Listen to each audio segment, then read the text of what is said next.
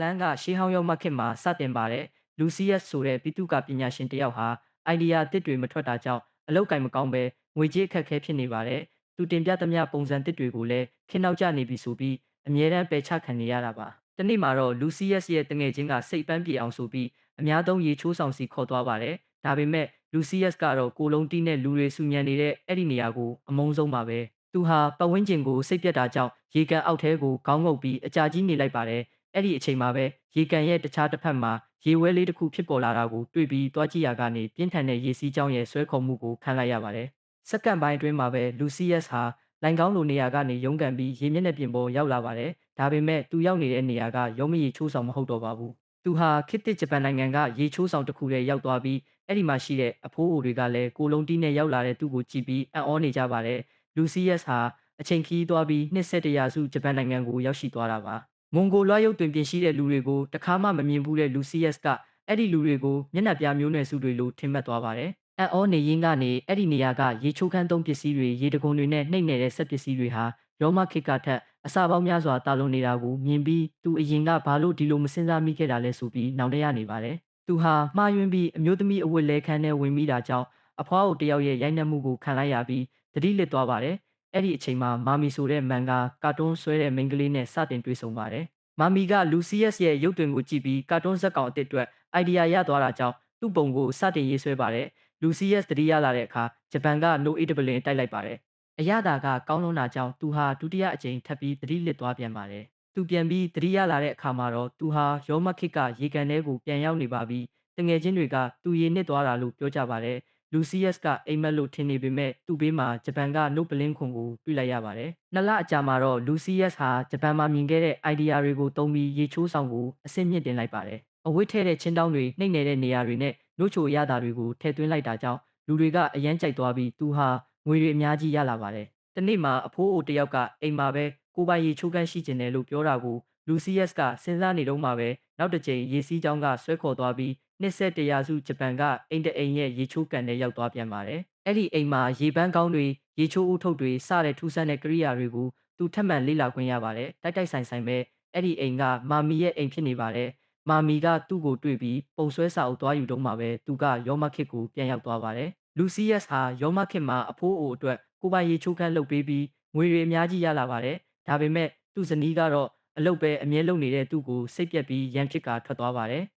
ရက်အနှဲငယ်ကြာမှာတော့ဧကရစ်ဟာဒီယာနက်စ်ရဲ့တမန်တော်ရောက်လာပါတယ်။ဧကရစ်ဟာလူစီယက်ရဲ့ထူးခြားတဲ့တီထွင်မှုတွေအကြောင်းကြားသိသွားတာကြောင့်သူ့ကိုစိတ်ဝင်စားလာပါတယ်။ဧကရစ်နဲ့တွေ့ဆုံတဲ့အခါလူစီယက်ရဲ့လက်ရာတွေကိုချီးကျူးပြီးသူ့အတွက်တီးတန့်ကိုပိုင်ရေချိုးဆောင်တစ်ခုတိစောက်ပေးဖို့အမိန့်ပေးလိုက်ပါတော့တယ်။ဧကရစ်ကအရင်ကတခါမှမရှိဘူးသေးတဲ့အလွန်ဆန်းသစ်ပြီးထူးခြားတဲ့ရေချိုးဆောင်မျိုးကိုအလိုရှိနေတာပါ။လူစီယက်ဟာဒီစိန်ခေါ်မှုကိုလက်ခံလိုက်ပြီးဧကရစ်ကိုစိတ်ကျေနပ်မှုပေးဖို့ရည်မှန်းချက်ထားလိုက်ပါတယ်။သူဟာတညလုံးမျိုးထဲပတ်ပြီးစိတ်ကူးတစ်တွေရှာဖွေပေမဲ့ဘာမှရှာမတွေ့ပါဘူး။သူရသမျှအိုင်ဒီယာတွေကသူများစီကကူးချထားတာတွေပဲဖြစ်နေလို့ကိုရှက်နေမိပါတယ်။အဲ့ဒီအချိန်မှာပဲသူဟာရေမြောင်းတစ်ခုတည်းပြုတ်ကျသွားပြီးပျောက်ကွယ်သွားပါတော့တယ်။တစ်ဖက်မှာတော့မာမီဟာရေချိုးခန်းသုံးပစ္စည်းအယောင်းဆိုင်တစ်ခုမှာအလုပ်လုပ်နေပါတယ်။သူမရဲ့ကာတွန်းဆရာမဘဝကအဆင်မပြေတာကြောင့်ဒီအလုပ်ကိုဘေးတွဲလုပ်နေရတာပါတနေ့မှာသူမဟာရေပိတ်ဖို့မေ့သွားတာကြောင့်ရေချိုးကန်ထဲမှာရေရွှေရှန်တက်လာပါတယ်။အဲ့ဒီအချိန်မှာပဲလူစီယက်ဟာရေကန်ထဲကနေရုန်းကန်ပြီးထွက်လာပြန်ပါတယ်။လူစီယက်ဟာရေချိုးကန်ထဲမှာအလိုလျောက်ရေပူပေါင်းတွေထွက်နေတာကိုမြင်ပြီးအံ့ဩသွားပါတယ်။ဆိုင်မန်နေဂျာကလူတုလူဆန်းကြီးကိုလာဆူနေတော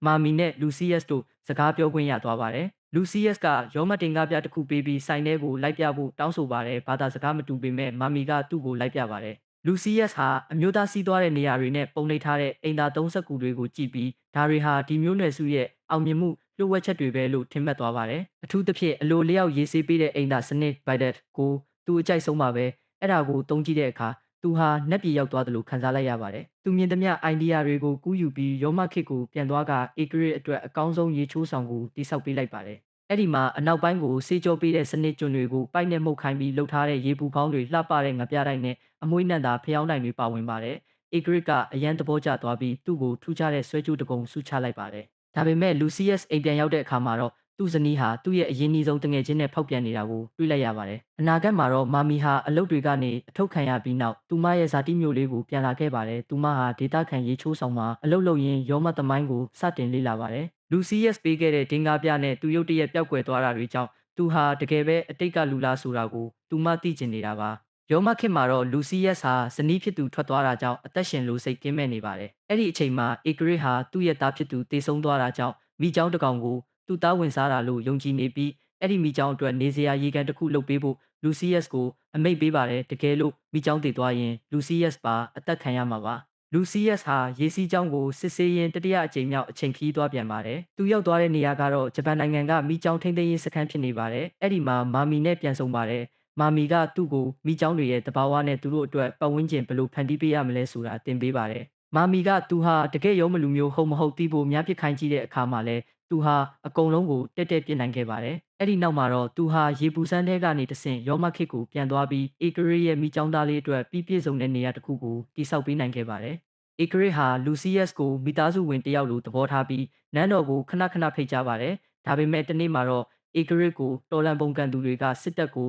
စတင်တိုက်ခိုက်လာပါတယ်။အဲ့ဒီစစ်ပွဲဟာတစ်နှစ်ကျော်ကြာအောင်ပြင်းထန်ခဲ့ပါတယ်။ဧကရစ်ဟာအသက်ကြီးလာပြီဖြစ်လို့အနားယူဖို့ပြင်ဆင်ပြီးသူ့ရဲ့တူဖြစ်သူစီယိုနီယက်ကိုနန်းတင်ဖို့စီစဉ်ပါတယ်။စီယိုနီယက်ကလူထုထောက်ခံမှုရဖို့ရေချိုးဆောင်အသစ်တိစောက်ချင်တာကြောင့်လူစီယက်ကိုကူညီခိုင်းပါတယ်။ဒါပေမဲ့စီယိုနီယက်ဟာမာနာကြီးပြီးပေါက်ဆက်သူဖြစ်တာကြောင့်လူစီယက်ကသူ့အတွက်အလုံးမလုပ်ပေးချင်ပါဘူးဒီလိုညင်းဆိုတာဟာတည်တံပေးခံရနိုင်တဲ့ပြစ်မှုဖြစ်ပေမဲ့လူစီယက်ကတော့အရှုံးမပေးပါဘူးနောက်ပိုင်းမှာလူစီယက်ဟာတခြားပြည်သူကပညာရှင်တယောက်နဲ့ခိုက်ရန်ဖြစ်ပွားပြီးရေတွင်းထဲကိုတွန်းချခံလိုက်ရပါတယ်အဲ့ဒီမှာသူဟာနောက်တစ်ကြိမ်မျက်နှာပြမျိုးနွယ်စုဂျပန်လူမျိုးများစီရောက်သွားပြန်ပါတယ်သူတို့ကလူစီယက်ကိုမိသားစုဝင်လို့ပြုစုစောင့်ရှောက်ပြီးရေပူစမ်းမှာအနားယူစေပါတယ်အဲ့ဒီမှာသူဟာလက်တင်ဘာသာစကားကိုအခြေခံလောက်တက်မြောက်သွားပြီဖြစ်တဲ့မာမီနဲ့ပြန်ဆုံပါတယ်။သူတို့နှစ်ယောက်ဟာရေကန်ထဲမှာရေနစ်ရာကနေတဆင့်ရောမခစ်ကိုအတူတူရောက်သွားကြပါတယ်။မာမီဟာရောမခစ်ကိုရောက်တဲ့အခါအလွန်အံ့ဩသွားသလိုလူစီယက်တေတံပေးခံရတော့မဲ့အခြေအနေကိုသိပြီးစိတ်ပူသွားပါတယ်။ထိုအချိန်မှာပဲဂျပန်က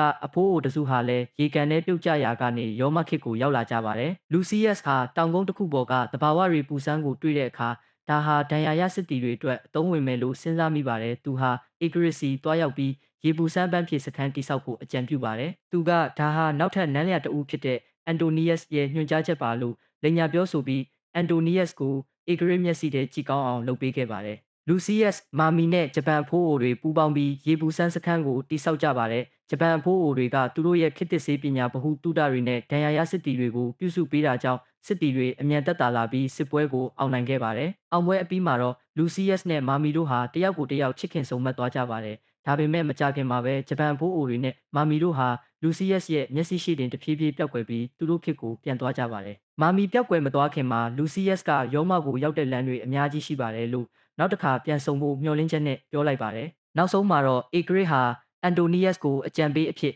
ခန့်အပ်လိုက်ပြီးလူစီယက်ကိုလည်းစစ်ပွဲမှာပြသခဲ့တဲ့ရဲစွမ်းတတိနဲ့တီထွင်မှုတွေအတွက်လူအများရှိမှဂုဏ်ပြုဆုချလိုက်ပါတော့တယ်။တစ်ဖက်မှာလည်းမာမီဟာအနာဂတ်ကာလဂျပန်နိုင်ငံမှာဘဝတစ်ကိုပြန်လည်စတင်နေပါတယ်။ဒီနေ့မှာတော့သူမဟာမြို့ထဲမှာလမ်းလျှောက်နေရင်ရေကန်တစ်ခုထဲကနေလူစီယက်ထွက်လာတာကိုအံ့ဩဖွယ်ရာတွေ့လိုက်ရပါတယ်။သူတို့နှစ်ယောက်ပြန်လည်ဆုံတွေ့သွားကြတာနဲ့အတူဒီရုပ်ရှင်ဇာတ်ကားလေးဟာအောင်မြင်စွာပြီးဆုံးသွားပါတော့တယ်။